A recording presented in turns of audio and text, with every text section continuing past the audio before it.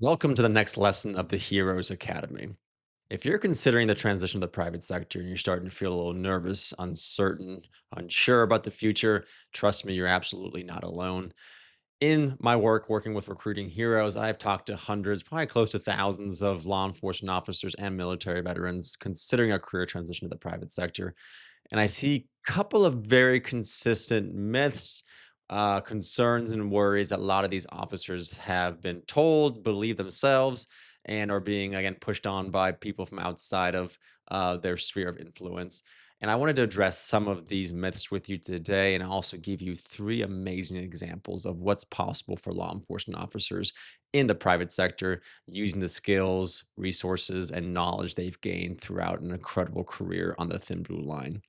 So, one of the biggest myths that I hear law enforcement officers tell themselves, tell me, and believe is that law enforcement skills do not translate well to the private sector. This is absolutely 100% incorrect, 100% false. Your skills that you've gained throughout your years in law enforcement, whether you only spent a handful of years in the profession or multiple decades, absolutely translate phenomenally well to the private sector. One of the ones I like to always highlight is your communication skills. This younger generation right now, growing up in America or around the world, they can't communicate for crap. They've never had to really interact with people on the phone, in person very much. They've grown up behind their screens and their tablets.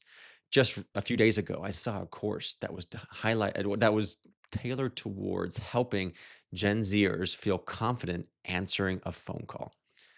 That just shows you how incredibly rare it is to have a skill to communicate with people, and you have that skill. In law enforcement, we are very often the very first people on scene of very high stress incidents, and your ability to communicate with people is often what de-escalates situations or prevents them from becoming violent.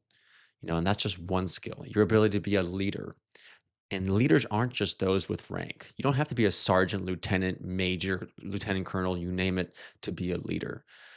If you are on patrol, if you're in the jail, in the courthouse, any kind of law enforcement officer is 100% a leader. Just think about when you're going to a calls for service. You are leading that scene. If you're the first person on scene or if you're the primary officer, you are leading that scene. Think about if you were a field training officer and you were responsible for training rookie officers. You are leading that individual. That's the same thing with project management. We're all project managers. It's not really a term that we would use in law enforcement, but that's 100% what you're doing. You're seeing a project through from beginning, middle, and end, and dealing with the different hurdles and different obstacles that come up during the course of a project. So, your ability to be a project manager is also incredibly valuable in the private sector. So, don't let anyone ever tell you that your skills don't translate. They absolutely do. And throughout this academy, I'm going to be teaching you how to articulate those skill sets in a way that civilian employers can understand.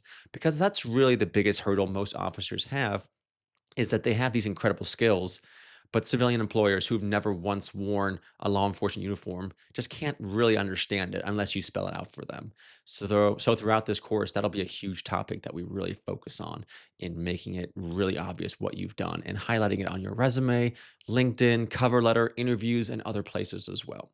So don't ever believe the myth that your skills don't translate to the private sector because they absolutely do.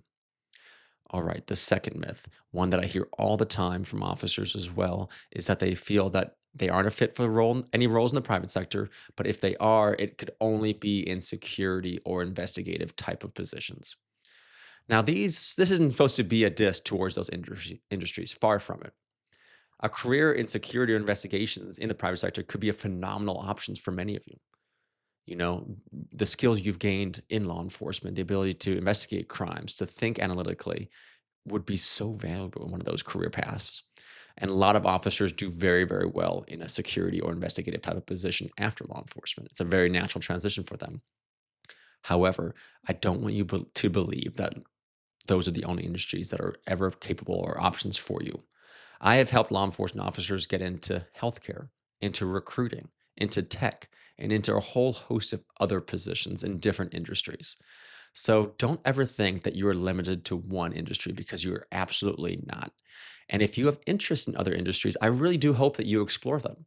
A lot of you have spent years, maybe decades in law enforcement, and perhaps for you, your time in that field is completely done. Maybe you don't want to be involved in investigations anymore. You've done that for years and years and years. You want to see what else is out there. And in the future and upcoming lessons, we're going to talk about how you can identify industries and jobs that really align with your interests and could open up brand new doors for you that you maybe never considered before. So I absolutely want you to keep an open mind and see what other opportunities are available to you and which ones might interest you and bring you on a whole new path you maybe never considered. So please don't ever think that you're limited to any industry because I have seen law enforcement officers do fantastically well in a wide range of industries, and it's absolutely possible for you as well. I now want to quickly tell you the story of three fantastic law enforcement officers who left the profession at various stages of their career and have done just absolutely phenomenally well in the private sector. I'm very blessed to call all three of these friends, and I've gotten to know them very well over the years.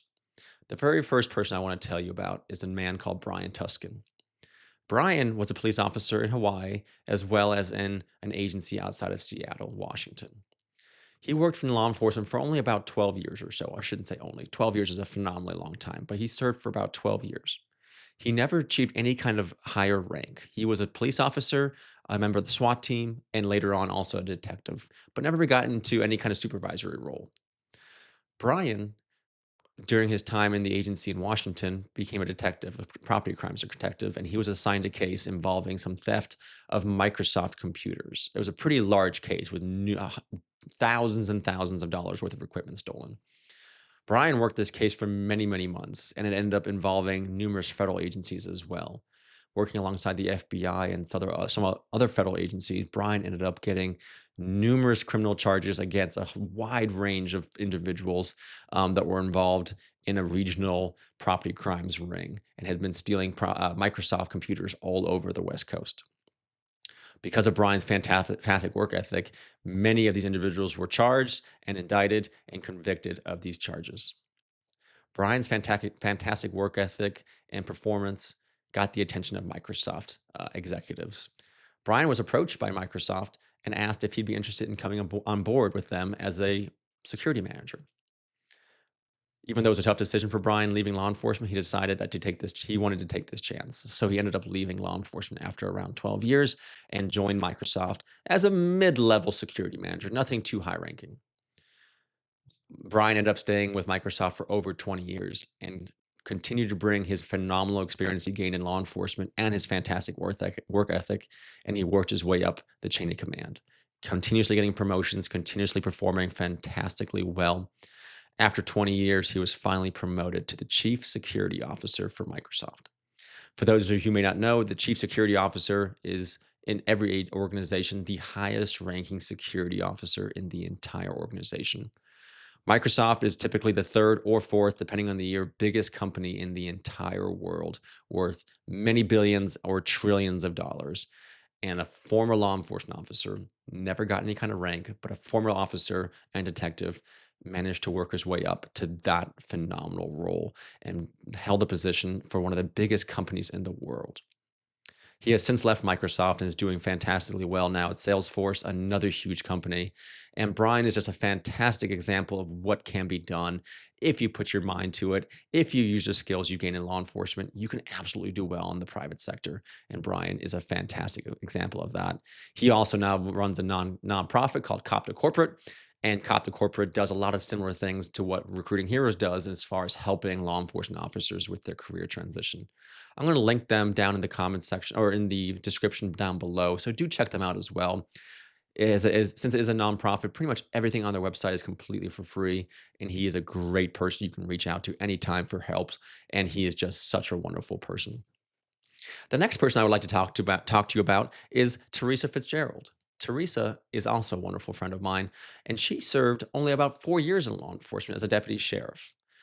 Teresa had done very well in her career. She had become named the Officer of the Year for her agency. She had also made one of the biggest drug busts in the entire agency's history on a traffic stop that she conducted. Unfortunately, Teresa did injure herself pretty severely during an incident with her sheriff's office and ended up having to medically retire from that profession. So she left after only about 4.5 years. So any of you who only have served a handful of years and think you can't possibly use that skill, Teresa's story will tell you why you are completely wrong about that. Teresa ended up deciding that she had an interest in the financial industry and she joined some financial companies. And she continuously worked her way up as well, similar to Brian, and became the chief financial officer for numerous Fortune 500 companies, doing fantastically well. And then finally deciding to start her own financial firm. I'll link her website down below as well. But what she specializes in is helping individuals plan for their financial futures, and she prides herself in providing fantastic service to law enforcement officers, other first responders, and veterans as well. So if you ever need help financially, Teresa's a great person to reach out to. But her company now that she owns and operates is worth many millions of dollars itself and is doing fantastically well. And this is somebody, once again, who only achieved the rank of deputy. My last example is a gentleman by the name of Stephen Meinke. Stephen is also a wonderful person, and he worked for an agency right down the road from where I worked, the Arlington County Police Department, right outside of Washington D.C. Stephen worked with them for over 27 years and rose to the rank of lieutenant. Held numerous positions on patrol, SWAT, administrative positions as well, and had just had a fantastic and full law enforcement career.